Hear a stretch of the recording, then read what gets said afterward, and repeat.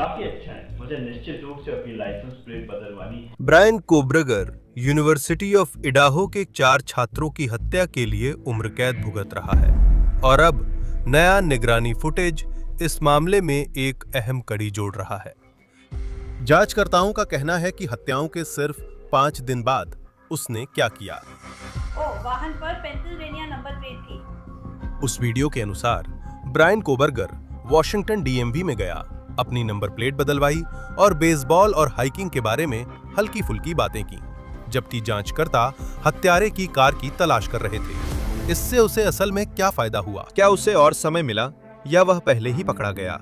आइए चर्चा करें। स्वागत है साइड बार में। लॉ एंड क्राइम द्वारा प्रस्तुत मैं जेसी वेबर हूं। ये यूनिवर्सिटी ऑफ आइडाहो के 4 छात्रों को उनके बिस्तरों में चाकू घोंपकर मार दिए जाने के बस कुछ ही दिनों बाद की बात है और ब्रायन कोबरगर जाहिर तौर पर वॉशिंगटन डीएमवी में ऐसे घुस जाता है जैसे कुछ हुआ ही ना हो। नमस्ते, हाय, मैं जा रही हूँ। काफी अच्छा। मुझे लगा था कि मुझे अपनी लाइसेंस प्लेट बदलवानी पड़ेगी। ठीक है। हाँ, उसे नई प्लेट्स चाहिए थीं। उसने हल्की बातें की और बेसबॉल पर मजाक किया। उसने काउंटर के पीछे महिला को अपने पीएचडी, ट्रैकिंग और वॉशिंगटन पसंद होने की बात बताई। हत्याओं के 5 दिन बाद भी उसने जो किया था, उसका कोई संकेत नहीं था। उस डीएमवी विजिट से उसकी कार की प्लेट्स बदली थीं। जांच में ये बात सामने आई थी, याद है? और एक अहम समय के दौरान शायद इसी वजह से उसे ढूंढना और भी मुश्किल हो गया था। नमस्ते, कैसे हो आप? आप सब आज कैसे हैं? अच्छा। अगर मैं देख सकूं तो जरा जल्दी से अपना ड्राइविंग लाइसेंस दिखाइए। लेकिन क्या ये वाकई इतना काफी था कि वो पकड़े जाने से बच सके, या फिर वो पहले ही पकड़ा जा चुका था और उसे इसका पता ही नहीं था? हम आपको दिखाएंगे कि निगरानी फुटेज में क्या रिकॉर्ड हुआ था। ये नया है और इसका मकसद वही सवाल सुलझाना है जो सभी पूछ रहे हैं। क्या ये यात्रा उसे और समय दिला सकती थी? जो आप देखने वाले हैं उस पर यकीन करना मुश्किल होगा। कोबरगर को सजा मिलने के बाद भी मुझे कुछ करने का मौका मिला, है ना? मुझे गोंसाल्विस परिवार के साथ बैठने का अवसर मिला और मैं उनसे उस लड़ाई पर बात करना चाहता था जो वे इडाहो में एक नए कानून के लिए लड़ रहे हैं, जो देश भर के पीड़ितों के लिए बदलाव ला सकता है। मैं आपको बताऊंगा कि उन्होंने क्या बताया और ये कानून क्यों जरूरी है। 13 नवंबर 2022 को इडाहो विश्वविद्यालय के 4 छात्रों की हत्या होती है। 5 दिन बाद ब्रायन कोबरगर वॉशिंगटन डीएमवी में नंबर प्लेटें बदलते दिखे। वो मॉस्को, इडाहो से राज्य की सीमा के ठीक उस पार बसे पुलमैन, वॉशिंगटन में रहता था और वॉशिंगटन स्टेट यूनिवर्सिटी में पढ़ता था। कुछ हफ्ते बाद इंडियाना में उस पिता के साथ उन नई नंबर प्लेटों वाली कार में देश भर की यात्रा करते हुए रोका जाता है। 30 दिसंबर को उसे पेंसिल्वेनिया में उसके माता-पिता के घर से गिरफ्तार किया जाता है। वो डीएमवी विजिट इन सब के बीच में ही आता है। इसका मतलब समझने के लिए आपको हत्याओं की रात 13 नवंबर 2022 मॉस्को, इडाहो के छोटे कॉलेज टाउन में लौटना होगा। किंग रोड पर कैंपस से थोड़ी दूर एक सफेद 3 मंजिला घर है, जहां इडाहो विश्वविद्यालय के 6 छात्र, दोस्त और रूममेट्स रहते हैं। उस सुबह तक 4 लोग मारे गए, जिनमें मैडिसन मोगन 21 भी शामिल थीं। केली गोंसाल्वेज 21 बचपन की सबसे अच्छी दोस्त, तीसरी मंजिल पर मेडिसन के बिस्तर पर मिली। जाना सरनोडल 20 और उसके बॉयफ्रेंड ईथन चैपिन 20। उन्हें जाना के बेडरूम में दूसरी मंजिल पर मिला। चारों की एक बड़े फिक्स्ड ब्लेड चाकू से बेरहमी से हत्या कर दी गई। 9 एक कॉल दोपहर से ठीक पहले आई थी। एक रूममेट ने एक बेहोश व्यक्ति की सूचना दी थी। वो दोनों में से एक थी जिसे कोई चोट नहीं आई थी। 9 के आपकी आपात स्थिति कहाँ है? हाय, हमारे घर में कुछ हो रहा है, कुछ हुआ है, हमें नहीं पता क्या। आपातकालीन स्थिति का पता क्या है? 1122।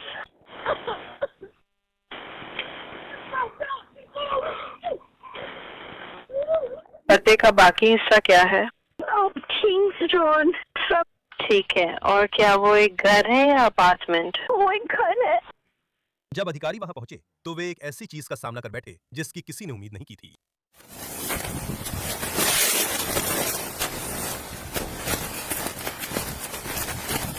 वो कहाँ है? हाँ, वो कहाँ है? वो कहाँ है? उसके पास क्लोजर है। हाँ, वो आ रही है।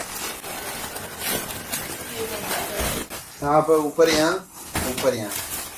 तुम्हें उसका मैसेज आया एक नंबर से जो तुम जानते हो, और मैं अभी अभी आया हूँ। और वो एक रेड स्टार है। चल रहा है, यकीन नहीं हो रहा तुम सच में। मैं सराहना करता हूँ।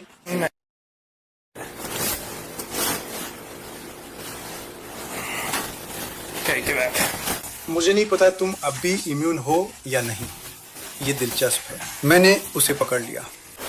1370।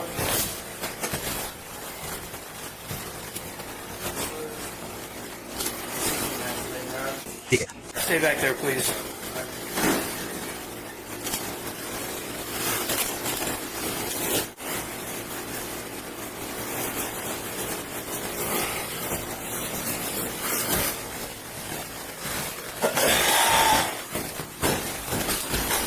धीरे चलो। ये एक कैमरा है, 2 हैं। और फिर आखिरकार जब मैं ऊपर जा रही थी, मैंने उसे चिल्लाते हुए सुना और वो नीचे भागी क्योंकि उसने किसी को देखा था। मुझे पूरा यकीन है कि उसने यही कहा था। उसने कहा, कोई यहाँ है। वो चिल्लाई और नीचे भाग गई। मैंने किसी का नाम पुकारा। डर के कारण तुरंत उठकर दरवाज़ा बंद कर लिया। मैंने बाथरूम में किसी को रोते और एक आदमी को कहता सुना, तुम ठीक हो जाओगी, मैं मदद करूँगा। मैं उसका नाम पुकारती रही पर वो जवाब नहीं दे रही थी। मैंने एक पल के लिए दरवाज़ा खोला और उस आदमी को देखा जो बहुत लंबा नहीं था। उसने काले कपड़े और ऐसा मास्क पहना था जो पेशानी व मुंह ढकता था।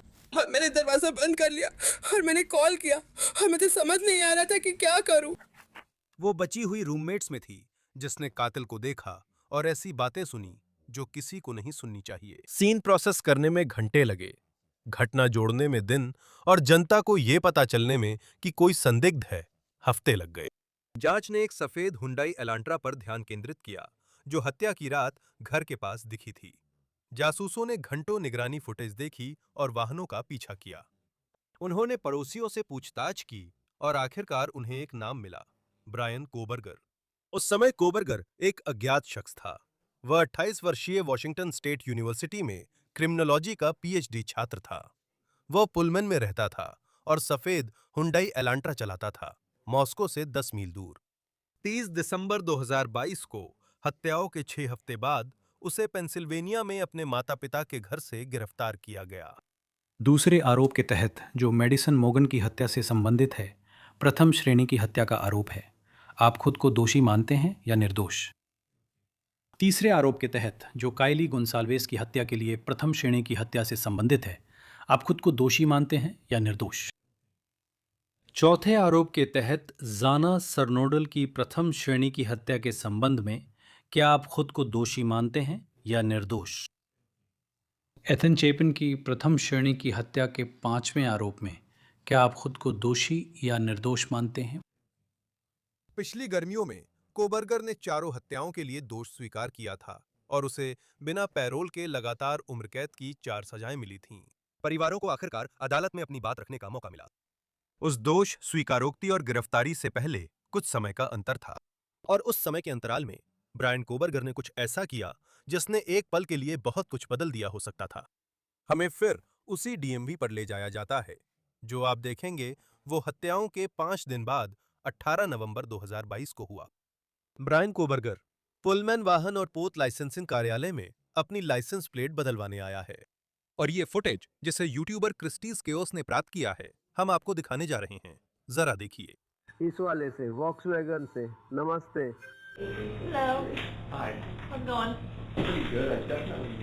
अगर तुम अब भी मेरी हो, कोई बात नहीं, हम इसमें आपकी मदद कर सकते हैं। माफ कीजिए, मैंने लाइसेंस प्लेट डाली थी लेकिन मुझे वो नहीं मिला। नहीं, मेरा मतलब आपको वॉशिंगटन स्टेट में ये होना चाहिए, लेकिन आपको हमारे साथ इसका सबूत देने की जरूरत नहीं है। मुझे बस आपकी कार का सटीक माइलेज जानना है जो अभी उस पर दिख रहा है। मैं तो चेक कर लेता हूँ। ठीक है, बिल्कुल सही। 150। ओह ठीक है। तो आपको बस यहाँ पर वही सटीक माइलेज लिखनी है बिना किसी दशमलव के। उस बॉक्स को चेक करें जिस पर वास्तविक लिखा है तारीख के साथ, और फिर आप साइन करेंगे, प्रिंट करेंगे और नीचे वाली लाइन पर अपना पता लिखेंगे।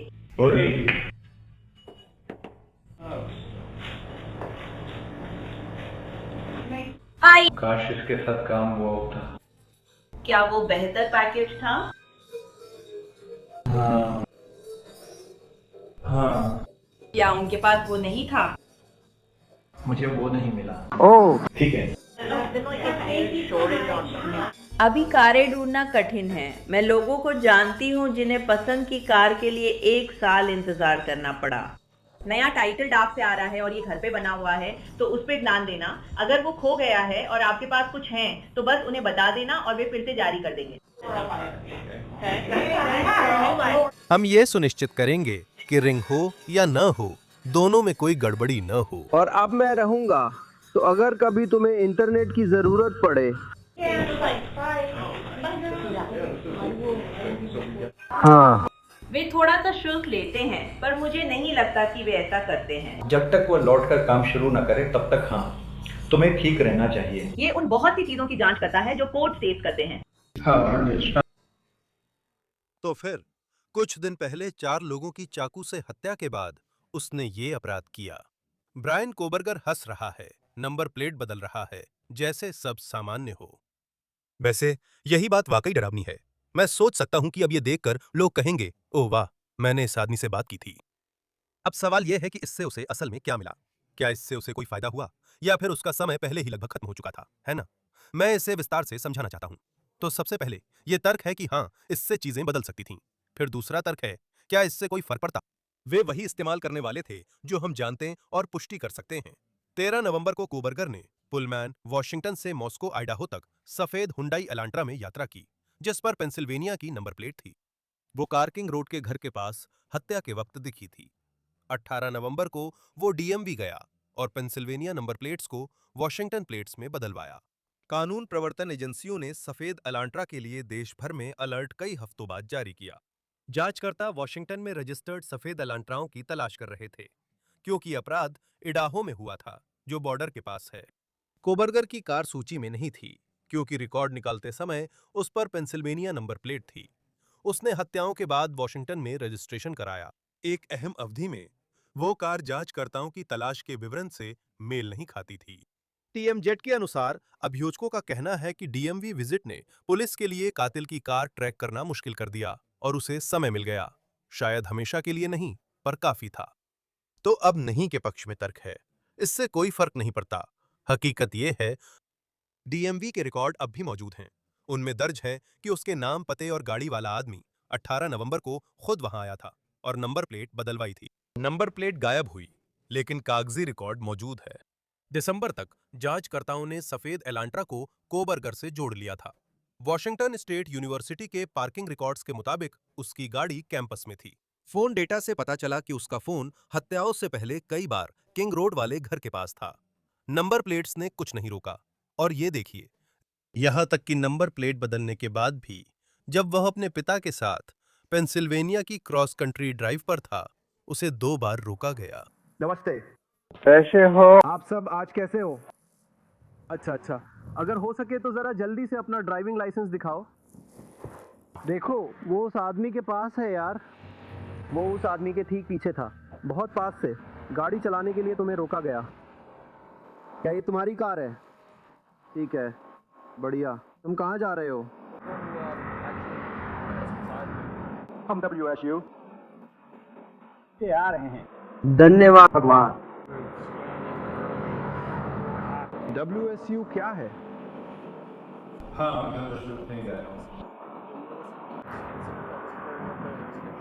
वो SWAT टीम वगैरह थी। मुझे ट्रैफिक के कारण आपकी आवाज साफ नहीं सुनाई दे रही। आप वॉशिंगटन स्टेट यूनिवर्सिटी से आ रहे हैं, और आप कहाँ जा रहे हैं? पेंसिल्वेनिया जा रहा हूँ। ओह, ठीक है। हम ठीक हैं। हम कई घंटों से गाड़ी चला रहे हैं। घंटों, दिनों से? तो तुमने स्वॉट टीम वाली क्या बात कही थी? हाँ, वहाँ एक बड़ी गोलीबारी हुई थी। कहाँ?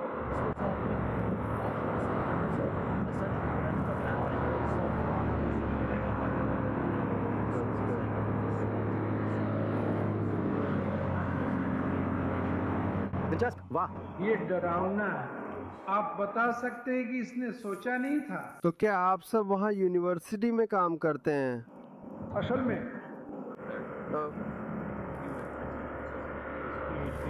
ठीक है।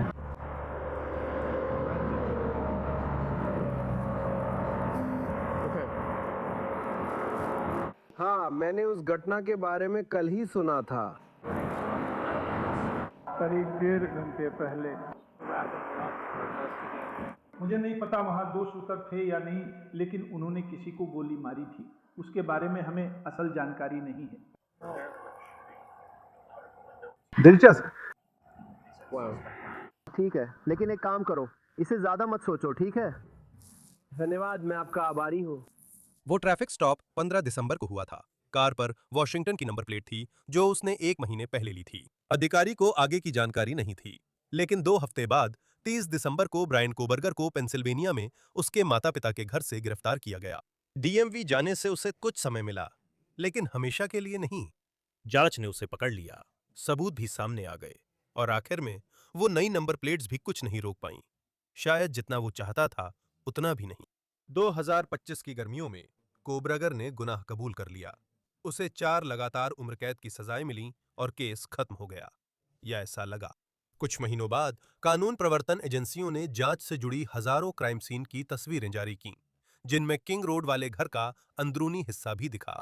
कुछ और तस्वीरें थीं जिनमें सबूतों के निशान, खून के धब्बे और वो चाकू का खोल दिखाया गया था जो गलती से वहीं छूट गया था। याद है, उसी पर मिले डीएनए ने उसे पकड़वाया था। और गोंसाल्वेस परिवार के लिए उन तस्वीरों को बिना किसी पूर्व सूचना के ऑनलाइन घूमते हुए देखना एक नया तरह का सदमा था। मैंने स्टीव और ओलिविया गोंसाल्वेस से बैठकर बात की। ये केली के पिता और बहन हैं। उनसे बात करने के लिए कि आगे क्या हुआ और उस नए कानून के बारे में जो उन्होंने इडाहो में लागू करवाने में मदद की, जो पीड़ितों के परिवारों के लिए हमेशा के लिए चीजें बदल सकता है। ठीक है, ये मेरे न्यूज नेशन शो जेसी वेबर लाइव पर हैं। गवर्नर ने खुद आपको फोन किया। सही है। उन्होंने क्या कहा? उन्होंने बस इतना कहा कि आप जानती हैं, वो वास्तव में बहुत खुश थे कि वो इस बदलाव को लागू करना शुरू कर सकें। और आप जानती हैं, ये बहुत समय से लंबित था, सिर्फ इस मामले के लिए नहीं, बल्कि इडाहो और अन्य राज्यों में पीड़ितों के अधिकारों के लिए भी। स्टीव, स्पष्ट कीजिए, ये कानून सार्वजनिक रिकॉर्ड से आखिर किन चीजों को सीमित करता है? ये कैसे काम करता है? मेरी समझ से ये ओलिविया का बिल है जिस पर वो काम कर रही हैं, और मैं इसमें बस सहायक भूमिका में रहा हूं। लेकिन यह अपराध स्थल खून खराबा शव की सुरक्षा करता है। आप जानते हैं, यह उसकी सुरक्षा करता है। मेरा मतलब है, यह मूल रूप से कहता है कि इसे अभी भी अदालत में इस्तेमाल किया जाएगा और बाकी सब में भी। ये आम जनता के लिए फ्रीडम ऑफ इंफॉर्मेशन एक्ट के तहत जारी नहीं की जा सकती। कुछ चीजें ऐसी होती हैं जो सबूत नहीं होती, और हम उसी तरह की चीजें ले रहे हैं। मेरा मतलब है, अगर किसी परिवार को तस्वीरें मंगवानी हैं, तो वे अब भी मंगवा सकते हैं, लेकिन क्या इसमें कुछ सीमाएं हैं? ये समुदाय के कानून के अनुसार चलता है। पहले जीवन साथी, फिर वयस्क बच्चे, माता पिता, भाई बहन, दादा दादी, और यही क्रम रहता है। वे आगे नहीं बढ़ सकते। लेकिन उन रिकॉर्ड्स तक पहुंचने पर कोई सीमा नहीं है। मैं चाहती हूँ कि जहां मृतकों के शवों की सुरक्षा के लिए प्रावधान नहीं है, वहां इसे अपनाया जाए। कुछ राज्यों में है, पर अधिकतर में नहीं। और मैं उन राज्यों के विधायकों से कहना चाहूंगी, अगर ये कंजर्वेटिव आइडाहो में सर्वसम्मति से पास हो सकता है, तो आपके राज्य में भी हो सकता है। और मैं ये भी कहना चाहूंगी, ऐसे मामलों में बेहतर है कि आप पहले से तैयारी करें, बजाय इसके कि बाद में प्रतिक्रिया दें। बेहतर है कि नुकसान से पहले ही उसे कम करने की कोशिश करें। ये हमेशा हमेशा मुश्किल होता है, और मुझे लगता है कि ये हमेशा ऐसा ही रहेगा, लेकिन ये तब सार्थक लगता है जब मैं किसी और परिवार के साथ ऐसा होने से रोक सकूं। तो गोंसाल्वेस परिवार ने अपने दर्द को एक मकसद में बदल दिया। कुछ भी पीड़ितों को वापस नहीं ला सकता, लेकिन यह नया कानून अन्य परिवारों को ऐसी पीड़ा से बचाएगा। कोबरगर की सजा से पहले मैडिसन, केली, जाना और ईथन के परिवार खड़े हुए और उसे बताया कि वे उसके बारे में क्या सोचते हैं। तुम एक मजाक हो, पूरी तरह से मजाक हो। लेकिन हमने इस त्रासदी का सामना किया और जो बन पड़ा वो किया। हमने सब कुछ ऑनलाइन डाल दिया। हमने अपने बच्चों को लिया, हमने अपनी तस्वीरें ली, हमने जो कुछ भी उन्होंने किया, उनके वीडियोस, उनकी तस्वीरें, लड़कियों की शरारतें, ईथन का गाना, सब कुछ लिया। हमने उसे सबके सामने रखा, हमने उसे दुनिया के साथ साझा किया और दुनिया एकजुट हो गई। और जब भी वे इस मामले के बारे में बात करते थे तो अंत में वे केवल केली जेड, मैडी में, जाना और ईथन के बारे में ही बात करते थे। इन लोगों से जुड़ी हर चीज हमारे लिए मायने रखती थी। एक पिता, एक माँ, एक भाई, एक बहन। हमने ये सब अपनी समुदाय के साथ साझा किया। फिर हमने इसे अपने राज्य के साथ साझा किया, हमने इसे देश के साथ साझा किया और आखिरकार हमने इसे दुनिया के साथ साझा किया। दुनिया बच्चों के कारण देख रही है, तुम्हारी वजह से नहीं। कोई तुम्हारी परवाह नहीं करता। तुम उस समय के लायक नहीं हो, तुम्हें याद रखने की मेहनत के भी लायक नहीं हो। समय के साथ तुम सिर्फ 2 अक्षर बनकर रह जाओगे जिन्हें हवा भी भूल जाएगी। कोई मिलने नहीं आएगा और तुम बस ऐसी कब्र के पत्थर पर लिखे आद्य अक्षर बनकर रह जाओगे जिस पर और कुछ नहीं लिखा होगा। इस पल से हम सब ने शुरुआत कर दी है।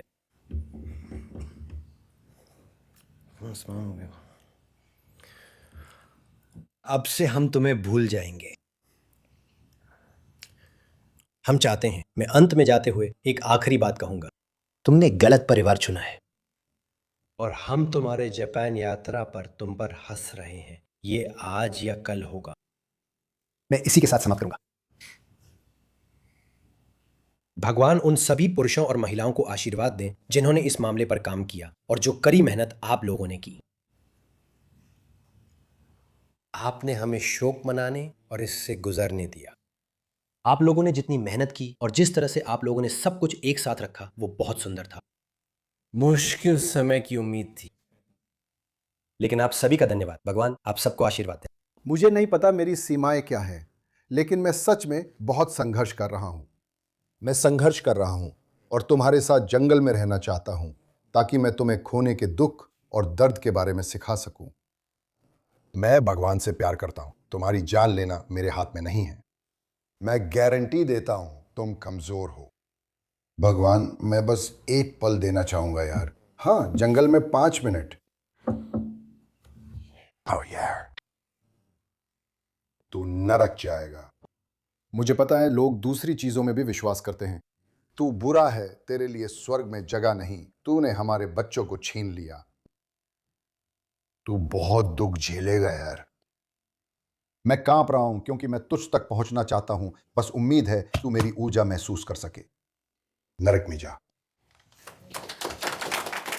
अब मिस्टर कोबर्गर की 15 मिनट की शोहरत खत्म होनी चाहिए। अब समय आ गया है कि उसे हमेशा के लिए कैद की शर्मिंदगी और एकांत में डाल दिया जाए। ठीक है मिस्टर कोबर्गर, अगर आप चाहें तो आपके पास बयान देने का मौका है। मैं मानता हूं कि आप मना कर रहे हैं। मैं आदरपूर्वक मना करता हूं। जाइए। और फिलहाल साइड बार पर हमारे पास आपके लिए बस इतना ही है। सभी का धन्यवाद। हमारे साथ जुड़ने के लिए बहुत बहुत धन्यवाद। और हमेशा की तरह कृपया YouTube, एप्पल पॉडकास्ट, स्पॉटिफाई या जहां भी आप अपने पॉडकास्ट सुनते हैं वहां सब्सक्राइब करें। आप NBC के पीकॉक पर हमारे साइड बार एपिसोड्स देख सकते हैं। मुझे X, Instagram पर फॉलो करें और news nation show JC weber live सोमवार से शुक्रवार रात 11 बजे ईस्टर्न टाइम देखें। सब लोग अगली बार फिर मिलेंगे।